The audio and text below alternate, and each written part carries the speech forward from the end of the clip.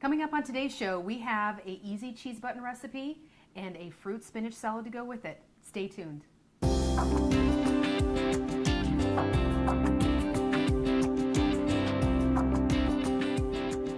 I'm Rhonda Fitterer. And I'm Laverne. And you coerced a recipe out of Terry at Mulligan's. That's right. You were at an event last week and they were serving easy cheese buttons. Yes. And I think that's, in our area, cheese buttons are It's so popular. always goes over. Yes, absolutely. So if you want to go ahead and cook along with us, just get a piece of paper and a pen and write down these ingredients. You're going to need 4 cups of flour, 2 eggs, 1.5 cup milk, a teaspoon of salt, 22 ounces of large curd cottage cheese, 1.5 cups cream, a medium udder. No, don't do anything to your cow, okay? It's just a medium onion. A 4th cup butter and 2 cups of breadcrumbs. Okay. And we're pairing that with a fruit and spinach salad with blueberry balsamic. Doesn't that sound really good? It actually does. Yeah. It actually does. You're going to need an apple, a pear, a 1/2 pound of strawberries, 2 tablespoons of walnuts, and 8 ounces of spinach leaves. And then for the dressing, you're going to need a 4th cup blueberries, a 4th cup balsamic vinegar, a 4th cup olive oil, a 1/2 teaspoon of honey, and a 1/2 teaspoon of Dijon mustard. Yeah. Sounds good. It does. It's All very, right. very good. So, Where do you want to Yeah. start today? well, what I'd like to do is get our dough made. Okay. Because we want the dough to rest for, about maybe 10 minutes before we actually roll it out. And so while it's resting, then we're going to saute some onions. Okay. So I already have 4 cups of flour here, and we're going to put a teaspoon of salt in that, and 2 eggs.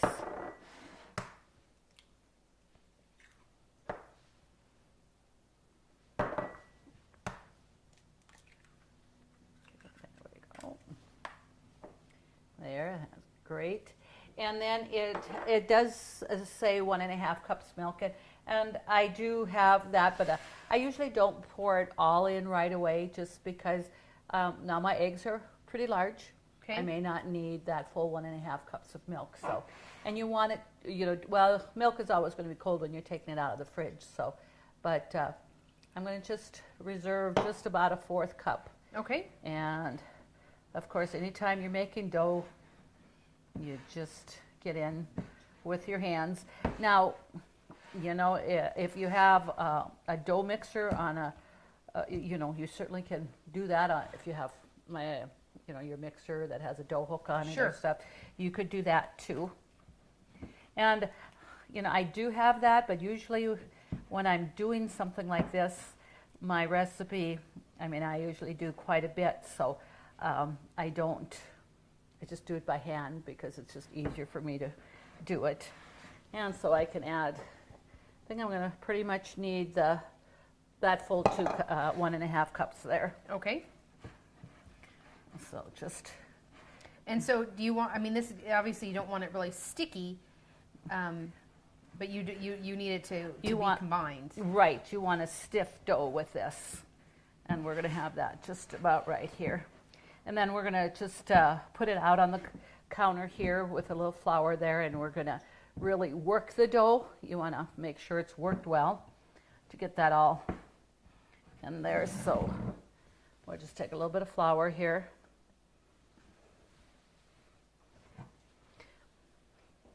I have a pastry sheet that I could use, but it's just use your counter, your hands. Everything else that makes it easy. Well, you're just not going fancy today, Mom. Nope, going the old traditional things that we were born with and need, all right? Right. So we'll set that aside. And so just work that flour in there. And then after we get that dough worked well in here, we're going to just cut a couple of, probably in 3 balls here. And then it makes it easier, to roll out. So, okay. As you can see, you just want to really work that well. And I usually work that about good 5-10 minutes, at least and stuff. So in the meantime, what I've done, I already have a big kettle of water on. Okay. Because we're going to we're going to cook, drop the dough pieces in there. And being we call it easy, it's because we're not actually making the pillows and putting the cheese inside and stuffing it. We're actually going to cook the dough, and then we're going to make our filling and pour it on top of the dough. Okay. And bake it in the oven for a little bit. Okay. Tastes just like it, and then you don't have to worry about your pillows coming open or anything like that for the cheese. It was just awesome. And this was something that Terry at Mulligan's had just kind of put together himself, and I asked if it would be okay if I could show that and use his name, and he said sure. So Well, he's a pretty nice guy. he is, and there's not. He likes to give my husband a lot of grief, but that's okay. I think he deserves it most days. Oh, might be. Depends on whose side you're on. Okay. Okay, I kneaded the dough well, so what I'm going to do is just cut it into 3 sections here. And I'll just work that flour in there to make sure that we don't have any really wet end pieces like that. Okay. And then we want to just let it rest for a few minutes. And while that's resting, we're going to go over to the stove and we're going to saute some onions. And it's just a medium size onion that I had cut up. Okay, so get that here. And so your dough doesn't dry out, we're going to cover it with a dish towel here. So, okay, now we're going to be able to come over here. I did put my pan on here, and I put a 4th stick of butter in here. Okay. So just turn that up just a little bit. And I have the medium sized onion here that I chopped up. And one thing, your food choppers or to do anything like that, mushes the onion up more. It's good just to use a knife and get nice chopped pieces so it doesn't mush up, and it's going to saute so much better if you do it that way. Okay. So, and we don't want to get this real brown. We just want it to saute. So we'll just get that going. And our water here is, about ready to boil. And once we put the dough pieces in, it doesn't take but, a few minutes for the dough to, maybe 5-6 minutes to cook the dough, and then it's already done. Okay. Because then it's also go into the oven, and we're going to bake that with the cottage cheese and that on it. So. Okay. And one thing, when I make my cottage cheese and I make the pillows and stuff them, I always use the dry cottage cheese so that it isn't too moist and that they don't pop open. And with this one, you use your regular cottage cheese, which is nice, and you just put it over so you don't have to worry about that. So I'm going to just bring that up here and keep that probably a little lower than that. So while that's really about to boil, and then I have my cream and my cottage cheese there, and we'll just get that mixed together and to pour on top. And let's give this just a few more moments. So we'll be back with our viewers just in about 5 more minutes. Okay.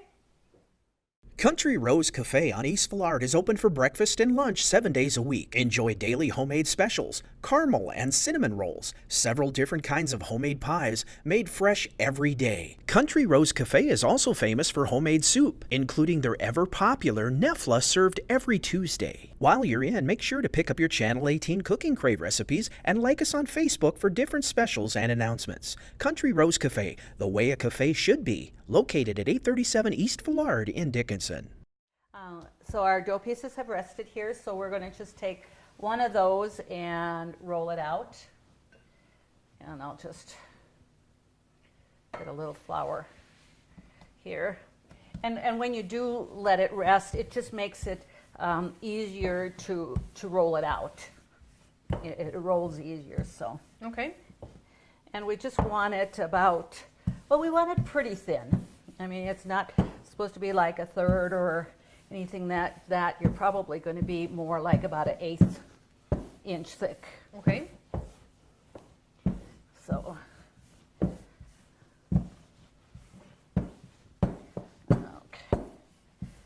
okay, so we can, there, easy enough.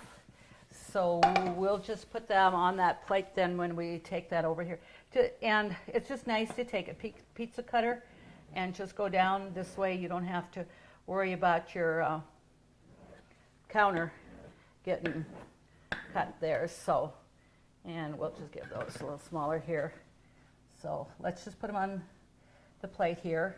When we transfer them over to the boiling kettle, I'll get the next next ball rolled out there.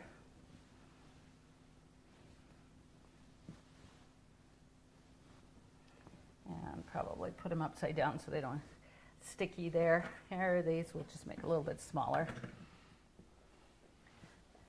Those pizza cutters work pretty darn good. They do. They're easy to take apart and wash. And actually, what I may have you do, Rhonda, is go ahead and drop them in the boiling water while I roll out the next ball here. All right. So are these like Nefla, once they're done, they just float to the top? It is a little different because it's not quite it's quite a bit different than a Nefla dough is. And it's a little firmer. They will rise to the top a little bit, but not like your Nefla ones. They just zip right to the top.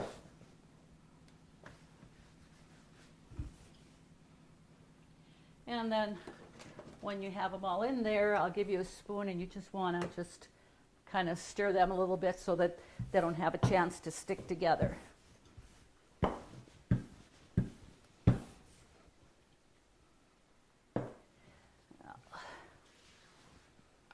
Do you need to can you put all the dough in at one time, or do you want to cook them all in separate batches? No, we'll be able to. We've got a nice large kettle there, so it's going to accommodate all of them.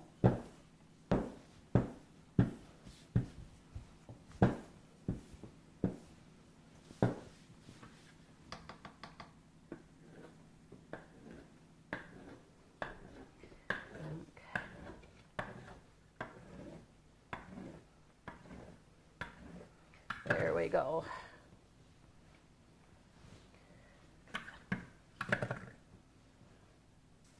And one thing with this, it's nice, you don't have to worry about, they have to all be the exact same size because you're not pinching them together, you're not filling them or anything like that.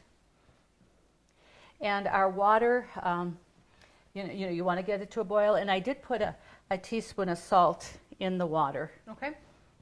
And that, so when you're boiling, you want a little bit of that in there. So you can add those in there, and I'll get the last one rolled out here.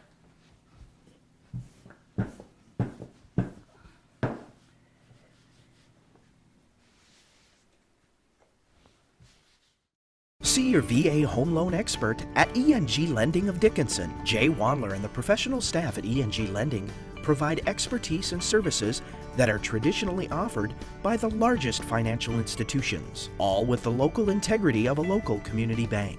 No wonder why ENG Lending is the area's #1 choice for North Dakota veteran home loans. Visit them online at 456loan.com or call 701-250-8166 today.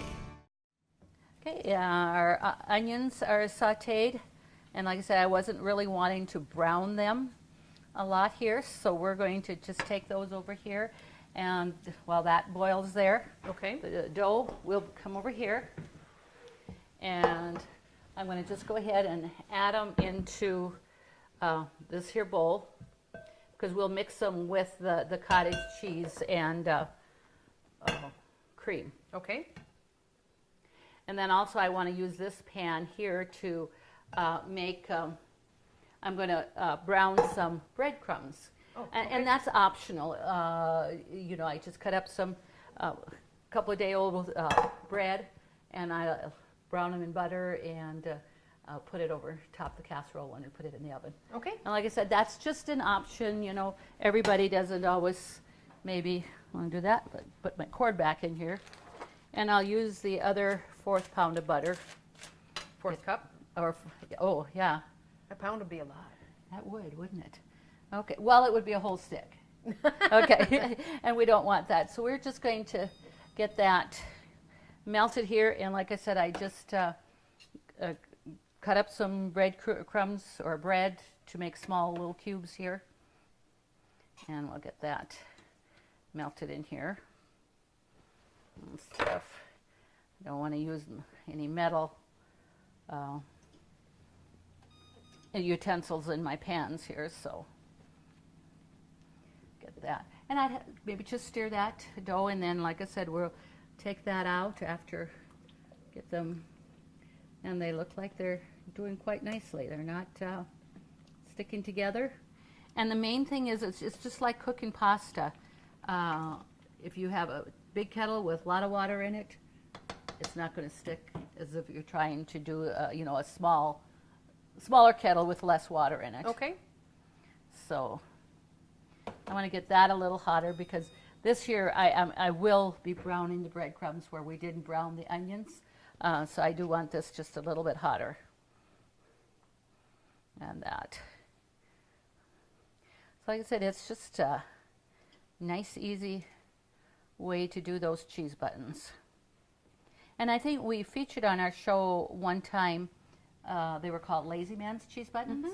Definitely a little bit different. You use regular egg noodles and the ingredients you used, your cottage cheese and egg and all that in there too, but you're going to mix it all together and just bake it. Right. And stuff. So this and that's a really good recipe too. That if you don't have as much time, and you don't have time to make your dough, not that that took a lot of time, but it's still, you know, for ones that, you know, you've worked a lot with dough, it doesn't seem like much, but somebody that maybe isn't so familiar with working with dough and making it, it'll make a difference. That would be me. That would. As you notice, I didn't name names. Oh, it was pretty clear. Okay, so we'll just put that in here and get that stirred up here so all the butter will get, all the bread cubes will be coated with that butter. And so, okay, so we will just leave that there to brown, and we'll come over here to the stove, or to the counter, I should say, and we're going to go ahead and put our cottage cheese in there and some cream. Okay. And is it the full carton? Yeah, we are using a full carton, yes. And there. So you can just dump that in there.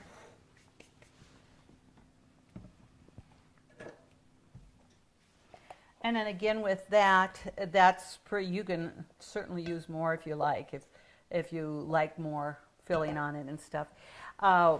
When I did go looking for the cottage cheese, Terry said, you know, he always uses the 4%. He doesn't use the 2%. Okay. And it's nice if you can find the large curds. Now, I went to 2 stores and I did not find the large curds. Oh. And the only difference with the large curds is that you, when you bake that, your cottage cheese will melt down a little bit, and you want to kind of see a little bit of texture there, like, Okay. you know, the large curds wouldn't probably all melt down and stuff. So, but if you can find them, it's not that it's going to make a difference. It's just maybe the looks of it a little bit, and that's what that's about. Okay. So The taste will be the same. Absolutely, yes. And I'm going to pour about half of this in there.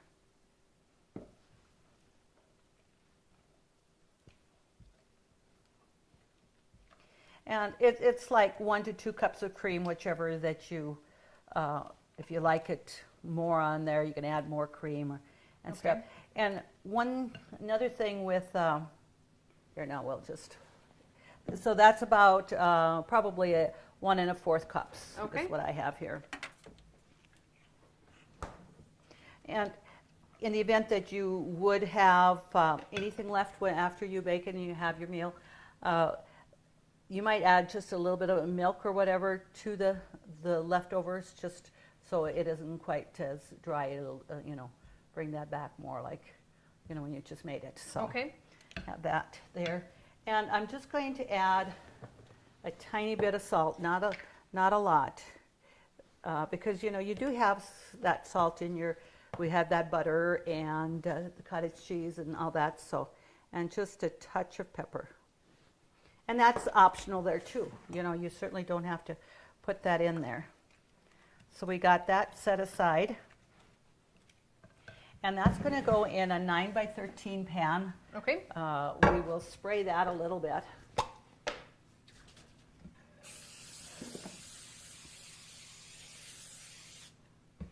Okay, so let's just come on over here and see how our breadcrumbs, they're starting to toast brown a little bit. And we can leave that on there. And also, when you're putting it in the oven, they're going to brown a little bit more in the oven on top of your cheese buttons. See, those, as our viewers can see, that's starting to come to the top. Right there, so that's pretty much almost ready to go. We're going to just turn that burner off because you're going to have a lot of heat in there. And I do have a strainer there. Okay. And we'll just take that out here and put them in there so that, okay, I'll let you dish them out. And I'll keep this just going here.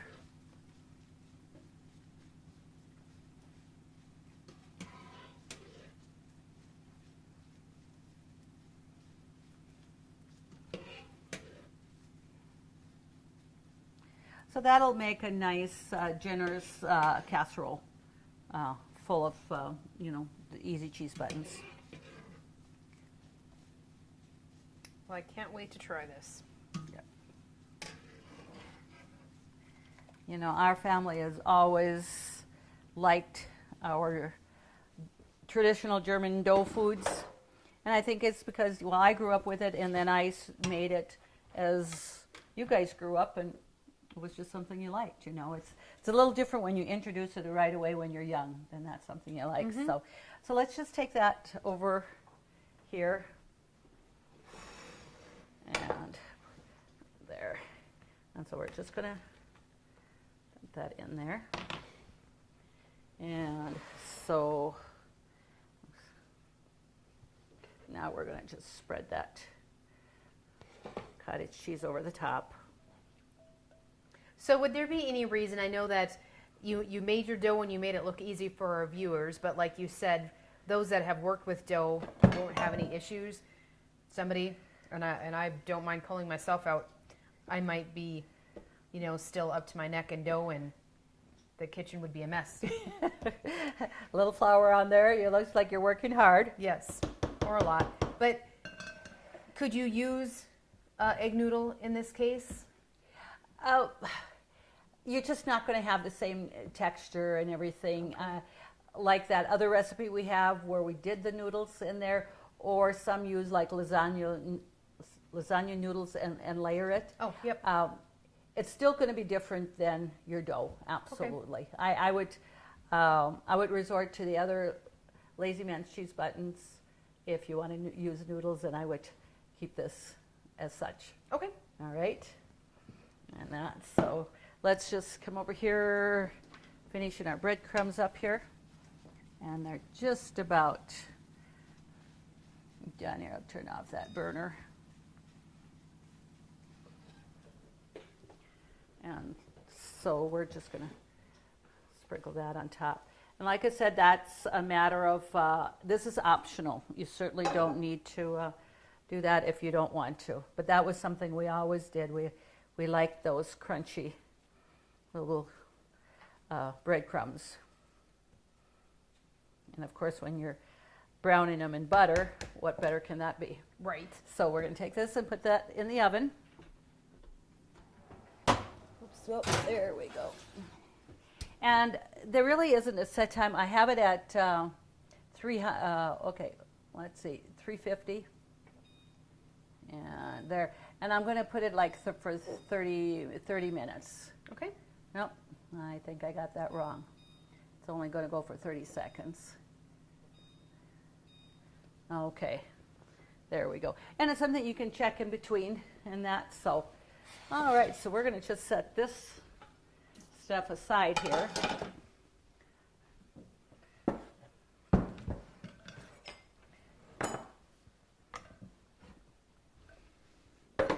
And we'll make our dressing for our salad. Okay. We'll just get this wiped off here. And as I was rolling out my dough and stuff like that, I was going to tell you, well, you know the story. We have that story behind my rolling pin that doesn't have handles on it. And that rolling pin's probably, was my mother's. They got married in 1940.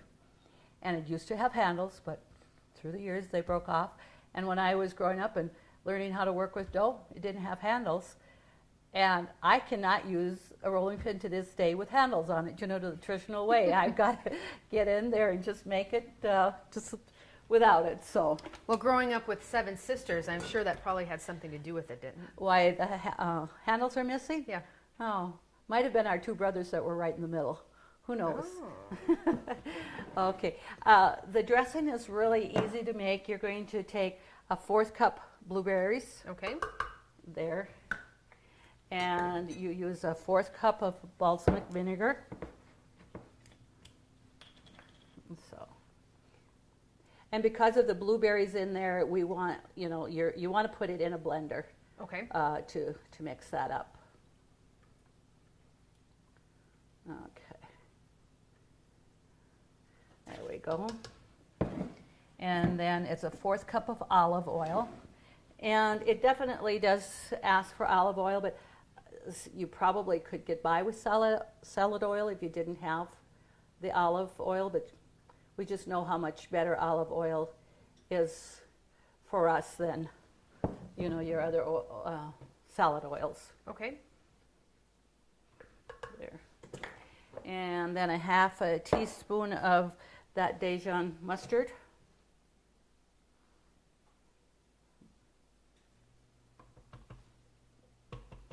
There. And it says a 1/2 teaspoon of honey. And my honey's setting up a little bit, so I couldn't get it to pour out. So I'm just going to take out about a 1/2 teaspoon here. Like that.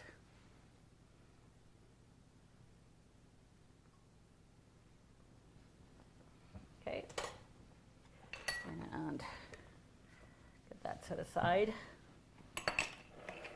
I'm always excited when something asks for honey because that's just so good, rather than using, sugar. And it says a little bit of pepper and salt to taste. So I'm just going to add maybe about an 1/8 teaspoon of salt, and that because you can always, and just a little bit of pepper too, like that. Okay. Because it says pepper and salt to taste. So you're going to put that in there, and then we just want to blend that up there.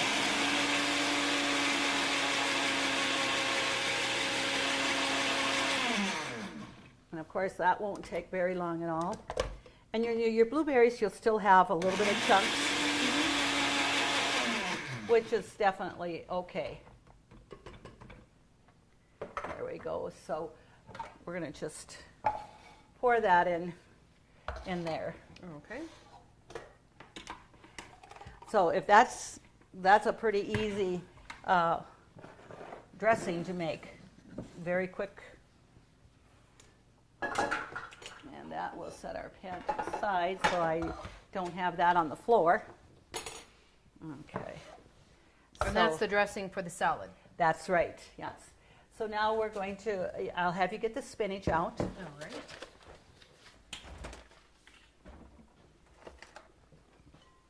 And it says about 8 ounces of spinach in there, which this is a 10 ounce, so I won't need that quite all.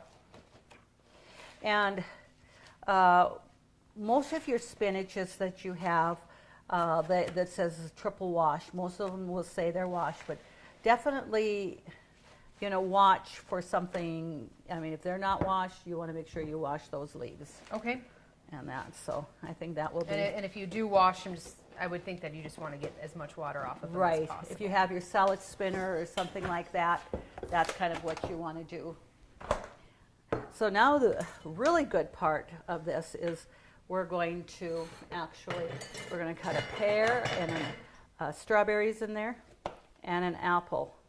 So like I said, it's a fruit. And you can find, I mean, definitely good fruit all year round, but I would think in the summer this would be an awesome salad too, to take to gatherings. Yeah, you know, and it's not such a heavy salad, so it makes it nice to, you know, have this, and especially, you know, say you're having a fairly big meal, it's nice just to, your salad isn't so heavy and your dressing is very light too.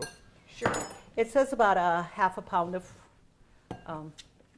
strawberries, and that's kind of, and this time of year, you know, we're starting into the strawberries. You know, we're seeing a little bit more plentiful and looking a little bit nicer in the grocery store and stuff. So, and the apple and pear, I washed it well. We're not going to peel them.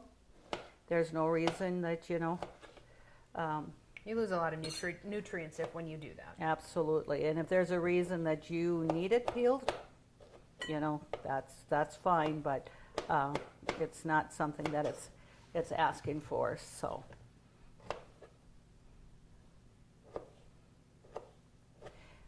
and you're going to just toss your or put your salad dressing in there kind of right at the last minute. And being, you know, it's that kind of a vinaigrette dressing and stuff. It doesn't get so soggy as some of the other heavier dressings will work with. So, and use your favorite apple. Mine is a Honeycrisp. You know, it's always, like I said, it's crisp and a little bit tart, but not too much. There definitely is a sweeter apple, but not as much like you would say a delicious apple is.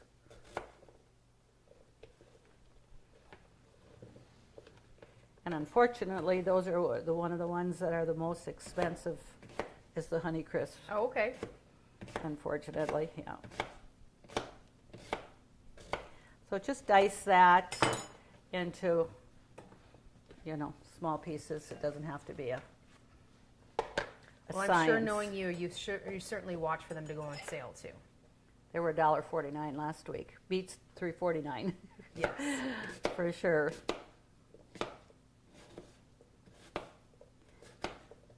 And, you know, it is a fruit that keeps, you know, quite a while in your refrigerator. It doesn't have to, it's not like a banana or something like that that is going to get ripe in just a day or so. And pears, you have options of different kind of pears too, so it doesn't make a difference what kind you're using. And this one is starting to, you know, it's definitely starting to ripen, but it's still really firm, and that's kind of what I still wanted, was a firmer pear. I didn't want it to get too soft. And once you have this mixed in your salad and you put your dressing in there, that vinegar and stuff helps, you know, your fruit from turning color. Okay.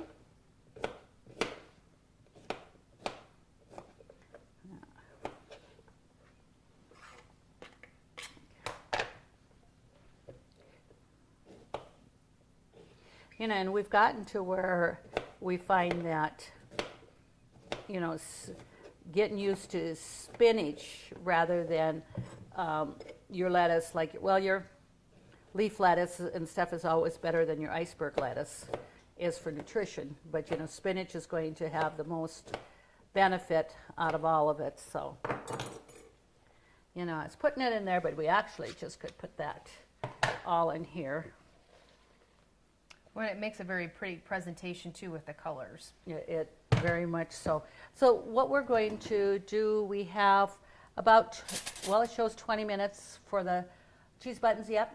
So let's just wait to put the dressing on top until we're ready to serve that Okay. and stuff. So, okay, our oven is going off for our easy cheese buttons. So let's check those out.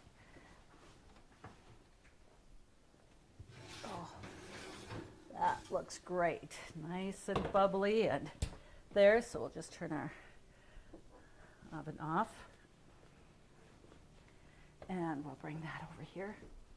And we'll just put that right there. All right. And while that just cools for a couple of moments, we're going to take our salad here. And we got that fruit in there. And spinach. So we're going to go ahead and put our dressing in it. Okay. So we get that. And then there is walnuts that goes with that, but what I would do is just put them on top and not mix it completely in with the salad. Garnish on a plate. Just a garnish, yes. So let's just get that mixed up here well. And looks just like a real nice amount of dressing, not real heavy, but still plenty. Absolutely. It doesn't look like you're making that much when you first start blending it up and pouring it into the cup, but it does certainly cover that nice. It does. So we'll make sure there's a little bit more fruit on top there. Okay. And then we'll have a couple of walnuts on top. And again, this is optional. And if you prefer pecans, that would be great too. So Sure. It's just going to be a matter of preference here. So I'm going to just kind of cut a piece here. And I better use my pot holders. That's going to be That's hot. very hot, yeah. Yeah.